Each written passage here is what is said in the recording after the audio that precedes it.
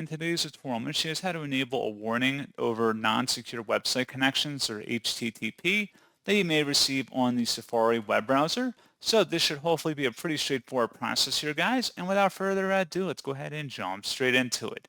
So all you have to do is open up the Safari browser and then select the Safari button up in the menu bar. You want to go down now and select the Settings button. And now that we're on this page, you want to select the Security tab at the top.